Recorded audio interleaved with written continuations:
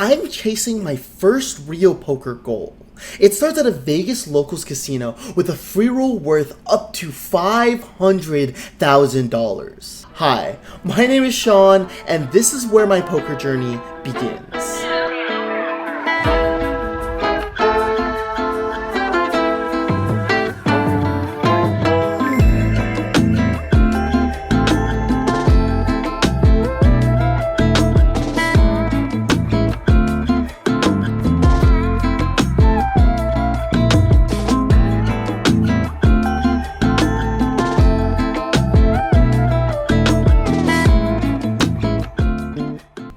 I'm going to be playing at South Point Casino's poker room.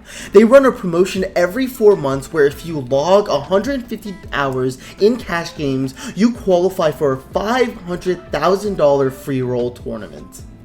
My first major goal is to qualify for this tournament and evaluate where my cash game needs improvement. If I hit my 150 hours before the free roll tournament, I'm going to start playing in the daily tournaments at South Point or other similar casinos in order to get as much tournament practice as I can. Now keep in mind, I've actually played a lot of hours between now and the hands that I'm about to show you. It's around the end of June. We're sitting at a very healthy amount of hours, but back in early June, we only had around 60 hours logged. This is the grind leading up from then until now.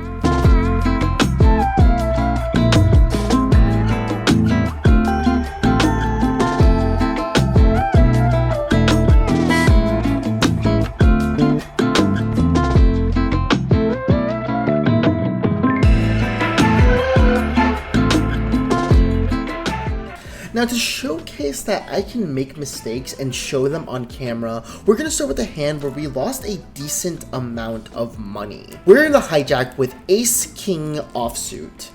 Under the gun 3 is going to limp, and we decide to squeeze for $12. Now, we can quickly discuss sizing here.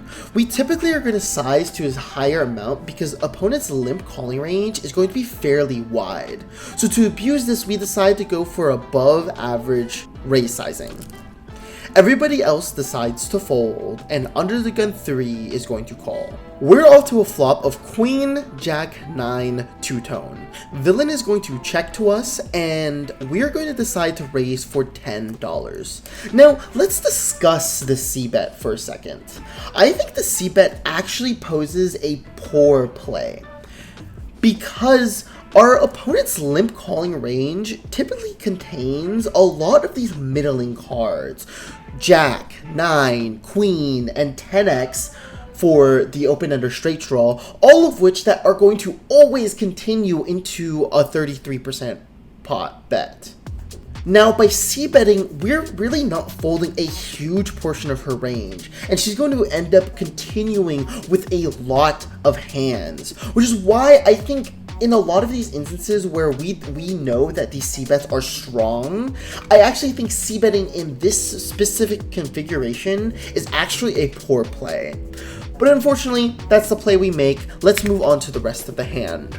Our opponent is going to call, and the turn comes the 9 of clubs. Villain checks to us. Now, let's discuss this check a little bit. This check doesn't necessarily give us a lot of information. If he has 9x or 2 pair, she's going to be checking those hands to us. Primarily because we were the flop aggressor, and typically a lot of players are going to decide to play in flow, even if they have some reason to break that kind of normal poker flow game type.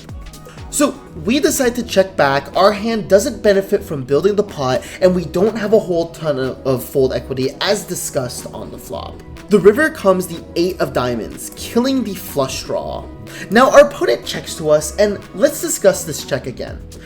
This is completely different than the check on the turn, because if she had a strong hand like pocket nines, a straight, a full house, all of these hands are 100% going to bet here if they didn't check raise us on the flop.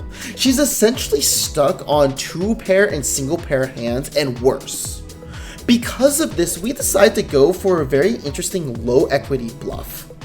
Ace-King isn't going to stand up against pretty much any hand within her range, so we need to get her to fold a lot of hands. So because of that, we decide to raise for $50. The pot is around $47, so it's a little bit over pot.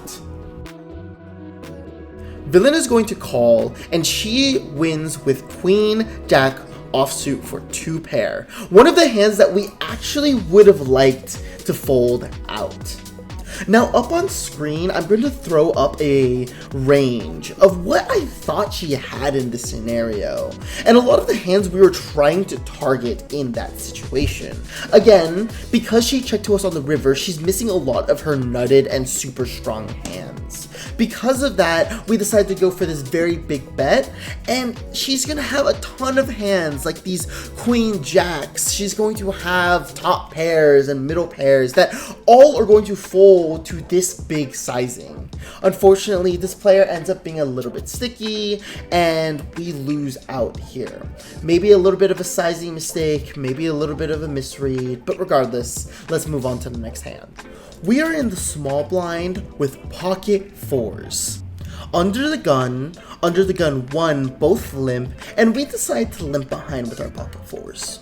Our hand isn't necessarily strong enough to squeeze, but it's not necessarily a hand we want to fold. We have the odds to go set mining, so we decide to just call. The big blind checks their option, and we're off to a flop of 2, 2, 4, 2-tone. We drill the second nuts. We decide to check to kind of slow play our hand, and the big blind decides to bet out for $15. We get a call from the under the gun and the under the gun 1 position. Now, in this position, all players have shown that they are interested in this pot. Because of that, we decide we want to actually build the pot a little bit more, but not enough to scare off draws. We decide to raise for $15, expecting that if the big blind player calls, everybody else is going to call behind. And that's exactly what happens. The big blind, under the gun, and under the gun 1 player all call, and we're off to a turn. The turn is a 3 of hearts. We decide to raise for $20 so we can try to get all of the money in by the river, but big blind does us a favor and decides to just put in most of the stack for us. Under the gun decides to all in for less, and the big blind player doesn't have a huge stack. He only has a very little amount behind, so we decide to just push him all in for the last $20 he has. And Thomas, All in. thank you. Let's get his. Hold on, please. Just give me 58 for the main. The villain in the big blind calls, and we show our pocket fours. The big blind player is going to have 7-2 offsuit, and the under the gun player has a straight with the ace-5 suited. We are just able to completely gain value from both of these players. Now, I wish they had a little bit more money to put into the pot, but a win's a win, and we end up winning a pot worth around $160 to $200. Now, let's look at the biggest bluff of the night. We're in the low jack with ace-3 of clubs. Under the gun 1 decides to limp, and we raise for $20.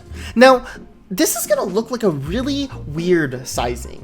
Typically in this spot, our normal sizing is going to be anywhere between $10 and $12, because opponents who limp typically are going to call a lot of the time. 20 is almost a little bit too big for opponents like that to call. However, as we've kind of discussed, the player in seat 5 is a calling station. So this bet is really trying to target his range. And since he's calling with essentially any 2 cards, we want to be piling in the money in a lot of spots. In this case, our hand might be a little bit too weak in some instances because he's going to have hands like ace 5, ace 4, ace 6, things like that. But most of his range is just going to be flat out junk. It's going to be hands that contain a single king, a single queen, or a single jack. And we're ahead of all of those hands. Against his range, I think we have a decent amount of equity, so we're going to just size up here. As predicted, the button is going to call, and then the previous limper is also going to call. We are off to a flop of 9-5-4. Two-toned. Under the gun 1 checks, and on this board we typically aren't going to be c-betting a whole ton with our specific holding. I think our hand plays very well as a bluff, but as we've kind of discussed before, opponent's flop folding range is going to be very, very big. We can go for a decent amount of small bets on any board and generate a decent amount of folds. And in this case, we have a gut shot to a really strong hand. I think making a bet like this allows us to generate future bluffs as well. So because of that, we bet for $25, which is a little bit under pot. The button calls, and under the gun 1 folds. Onto the turn is going to be the 7 of spades, bringing in the flush draw. This is actually a decent card for our range because we can stab this pot a lot, knowing that we're going to get re-raised by a lot of flush draws. If this guy has the ace high flush draw, the king high flush draw, or the queen high flush draw, all of those are going to bet in this position. So because of that, we have a very interesting line with our hand that has next to no equity in this position. So we raise for $45, hoping that we can cap his range and shove him on the river. Now, for those of you who don't know, capping a range essentially means creating a scenario where your opponent is going to take a subset of actions that mean they can't have super strong hands. This is a very good example, because when we make this small bet, again, a lot of ace high, king high, or queen high flush draws are going to be putting in the money on the street. So if he doesn't do that and goes for flat calls, we know he's on marginal hands. And in this case, he can have 2 pairs, he can have 9x, or even the straight that is going to fold to an insane amount of aggression. Our opponent decides to call, and then the river is the king of clubs. An important note here is also his body language. When he's looking at the cards and really contemplating, even wanting to call this turn card, I almost have more incentive to bet on the river. It almost looks like he's really hesitant to put the money in. And this furthers my belief in that our opponent has a non-nutted hand. Can he have strong hands that he bluff catches on the river? Yeah, he can have sets, he can have 2 pairs, he can have straights that have us completely crushed. But we know because 1, the board isn't paired, and 2, because there's a flush draw out there, he's not gonna have those really, really strong hands. So because of that, when the river comes, the king of clubs, we decide to shove all in for $118.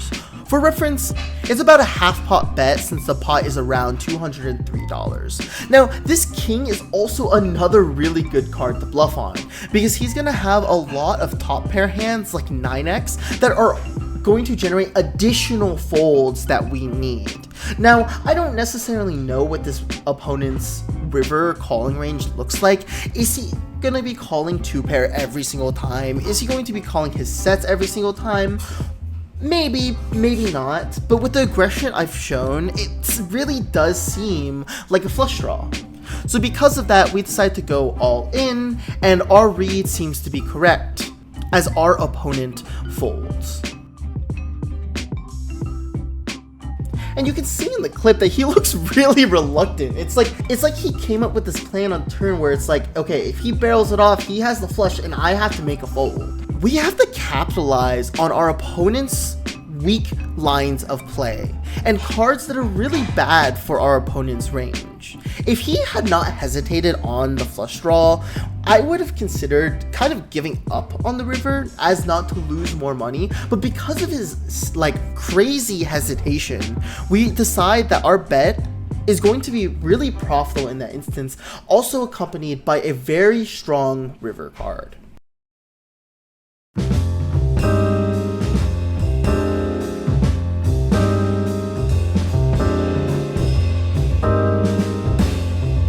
Keep in mind, there were some hands that we left out of the vlog. If we tried to upload every single hand that I thought was somewhat interesting, this video would be around an hour and a half long. Just because I think a lot of hands are interesting, and some of them I'll take to my study sessions, but I won't necessarily show them on the vlog. Now, if you guys are interested in ever seeing some of those hands and some of those in study sessions, subscribe, and maybe I'll upload some videos on those later. Anyways, we end the session around $2 down. We entered for 400 and we exited for 398.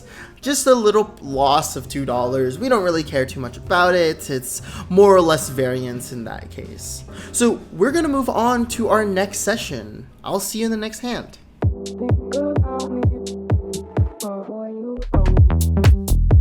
Now let's say a hand that we get a decent amount of value from. Under the gun 1, under the gun 2, and the hijack limp. We are in the cutoff, and we have ace-9 offsuit. We decide to squeeze for $15. The small blind calls. Under the gun 1 calls. And then the rest of the players fold. Now, ace-9 suited typically isn't in our squeezing range. However, because we have a post-flop edge, and because we need to show that we can be a little bit aggressive so we can get value from our better hands, we widen our squeezing range a little bit. We come to an excellent flop coming 9-9-6 rainbow. It checks to us, and looking back, I think we should be c-betting this very frequently. All of our hands other than our 9x are actually just going to be betting here due to our opponents not connecting very well with this board and no flush draws being available. Our opponents aren't going to float a lot, and that means that we should be 100% betting with our strong hands, with our 9x, but in this case we decide to slow play and trap our opponents. We think that it's working because the small blind decides to raise in for $15. Under the gun decides to call, and we decide to call as well. Now, I think a re-raise here actually works pretty well. I think deciding what my opponent's range is, which is going to be a ton of pocket pairs, it's going to be some flush draws, and it's going to be some 9x. I think because we're so ahead of that entire range, we should be putting in the raise here, and quite frankly, a lot of that range is going to be calling us. I think we can price out or give him bad odds for his flush draws, and we can out-pip some of his 9x. But let's go to the river. The river is the 5 of spades completing the flush draw, and it checks to us. We decide to bet $40 into this pot. The opponent in the small blind calls, and then under the gun 1 folds. We show ace-9 and take down the pot because our opponent has king-9 of diamonds. Now overall, I think we could have played this hand a little bit better. C-bet on the flop would have gotten us more value given our opponent's holding, and a potential re-raise would have worked out very well for us on the turn.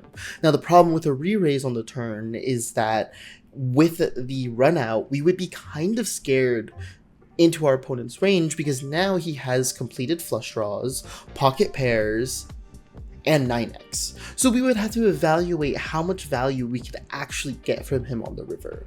Granted, that's not the world we live in. We decided to take a separate line, which I think is a little bit inaccurate, but overall still got a decent amount of value. Now let's discuss a quick hand and discuss the concept of floating. We are in the button with pocket 8s. The cutoff limps in for $2 and we decide to squeeze for $10. Villain in the cutoff calls, and we're off to a flop. The flop comes Queen 10-6 rainbow. Villain checks and we check back. Looking back, I really like a c-bet here, but our specific holding doesn't like a c-bet. We want to realize cards as fast as possible and get the showdown for relatively cheap. So I believe that's what our idea was here. On the turn of the 5 of clubs bringing in the flush draw, the villain raises for $10. Now, the $10 can mean a lot of things. I think there are a decent amount of draws out there. Gut shots exist on this board as well as the flush draw. I think that he gives us a pretty good price to just call and see what happens on the river, because we'll be able to realize equity on the river because our opponent will be checking back a lot of the time. And when he double barrels off, we know that the double barrel line is way under bluffed. And because of that, we can just fold out most of our marginal holdings. The river is a blank 2 of hearts, and the villain decides to check to us. We check back, showing pocket 8s, and we take down the pot. Now, let's be clear. We're not trying to float the spot 100% of the time. This is a unique float that you can really only do against players who have a bluffing range. Now, the problem is, a lot of people at these stakes typically do not bluff. So when they go for that turn bet, we have to stay disciplined and fold. This is the importance of knowing your opponents and knowing if they are capable of bluffing. Because if they are capable, like this opponent is, then we should be floating a little bit more. But if they play tight and never bluff any street, then we should be folding most of our marginal holdings. For these 2 sessions, we actually end up down around $300, just a single buy-in, and overall, I'm happy with how I played. You know, I made a few mistakes, I went for some things that maybe were a little bit inaccurate, but that's okay. It's all about creating a learning process and improving on our mistakes, and not just sitting there and saying that we got unlucky. I'm willing to say, hey, like, I made a few mistakes that probably led me to go on a losing session, and that's okay, as long as we learn to improve from it. I'm actually recording this around 2 months after those clips, and we've already qualified for the free roll, and now we're kind of moving on to studying a little bit of tournament theory, trying to make sure that we're prepared for the free roll as soon as possible. And you've seen the beginning, and I'm hoping that you stick around and watch the end. I'll see you in the next video.